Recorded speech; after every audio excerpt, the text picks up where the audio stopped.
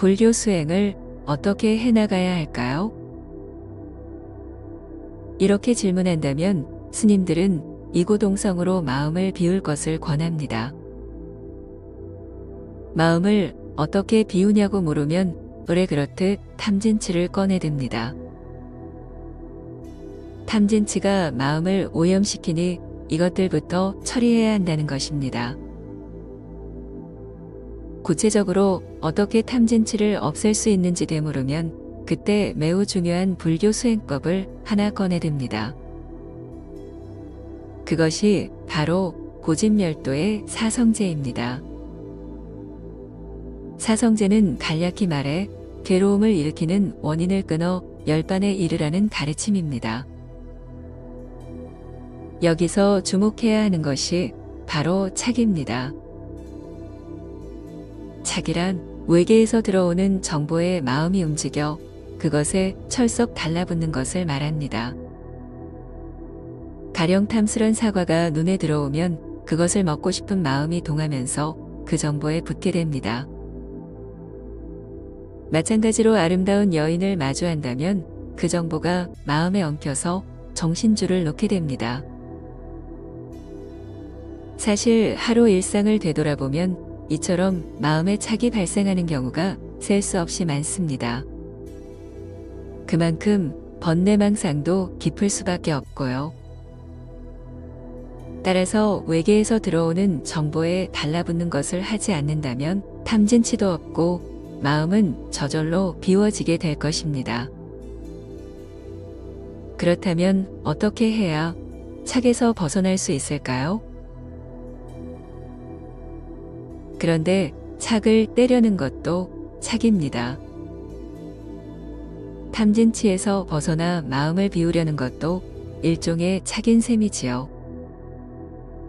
그래서 착에 신경 쓰지 않고 외계에서 들어오는 정보와 그에 따른 마음의 반응을 관할 필요가 있습니다. 착의 세계에서 한 발 물러나서 정보를 객관화하는 것입니다. 이런 수행이 바로 윗바사나입니다. 수많은 수행법이 있지만 이만큼 체계화되고 유효한 수행은 드뭅니다. 그래서 불교의 핵심 수행으로 자리 잡고 있는 것이고요. 그렇다면 윗바사나 수행을 지속해 나가면 착에서 자유로워질 수 있을까요? 네, 그렇습니다. 의식의 객관화를 통해 주관 세계에서 벌어지는 착의 광란에서 벗어날 수 있습니다.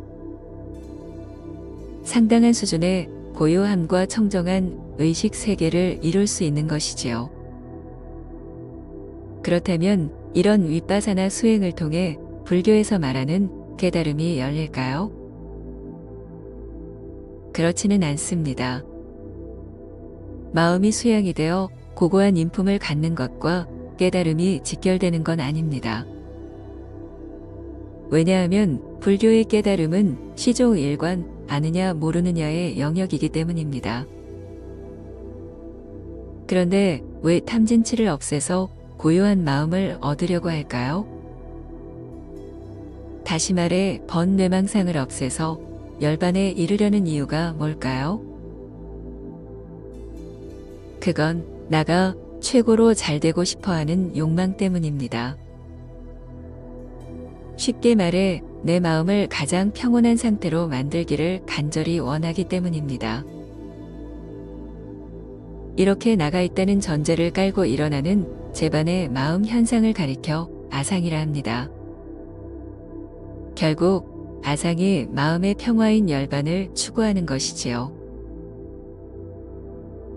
그런데 그런 열반에 이르러도 한 가지 불안한 게 있습니다. 그건 열반이 영원토록 유지되느냐는 의문입니다.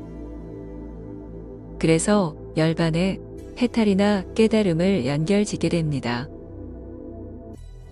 자신이 이룬 평온한 마음이 영원히 불변하고 그래서 붓다라는 등식을 만들어내는 것입니다. 결국 나를 최고의 존재로 만들고 싶은 아상의 노름에 의해 열반과 해탈 그리고 깨달음이 꾸며지게 됩니다. 그러니 탐진치를 없애 선정에 이르고 더 나아가 열반에 이르러 해탈해봤자 죄다 아상의 장난에 노란한 꼴이 됩니다. 연기를 아무리 잘해도 연기자인 것처럼 아상에 의해 꾸며진 깨달음은 실제 깨달음이 아니니까요. 물론 훌륭한 인품에 무소유의 실천, 자비심의 발현 등으로 타인의 귀감이 될 수는 있습니다. 하지만 그건 역시 아상의 발현일 뿐 깨달음과는 별개의 차원입니다. 아상이 좋은 방향으로 표출하는 것과 깨달음은 마땅히 구분해야 합니다.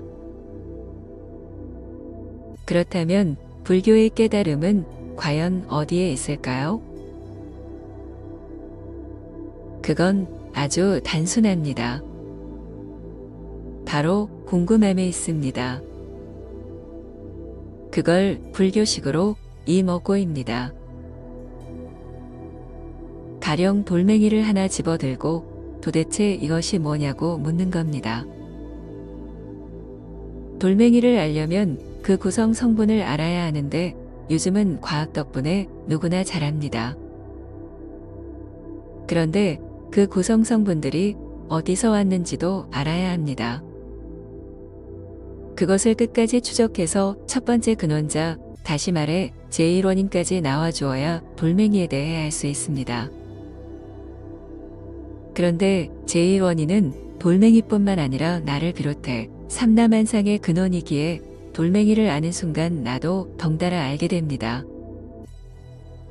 결국 돌멩이 하나를 들고 이먹고 했더니 그 궁극에 이르러 깨닫게 되는 것입니다. 여러분은 돌멩이가 궁금하지 않나요? 아니면 적어도 나는 궁금하지 않나요? 바로 이 궁금함이 불교의 첫 단추입니다. 그리고 이 궁금함을 놓지 않고 끝까지 이어가는 것이 수행인 것이고요. 그런데 수행자들은 궁금함을 가지고 자꾸만 나를 돋보이는 데에 이용하려 합니다. 그래서 본질적 의문을 몰라로 지운 상태에서 또 다른 초월적 나를 만들어냅니다. 다시 말해 이먹고에 본성이나 참나, 불성 같은 것을 붙여서 붓다로 포장하는 것입니다. 이렇게 궁금한 것으로 시작을 해도 중간에 아상이 원하는 쪽으로 교묘하게 방향을 바꾸게 됩니다. 이것이 한국 불교의 가나선이 그 시작은 반듯했음에도 중도에 휘어져 아상 노름으로 귀결된 이유입니다. 아무튼 이 먹고를 가지고 끝까지 나가면 됩니다. 뜰 앞에 잣나무이든 무자화두이든 나는 누구인가이든 그것도 아니면 돌멩이 하나이든 일체 상관없습니다. 그 어떤 것이 되었든 이 먹고를 통해 존재의 비밀을 밝혀낼 때까지 휘어지지 않고 정진하면 됩니다. 하지만 그것이 정말 어렵습니다.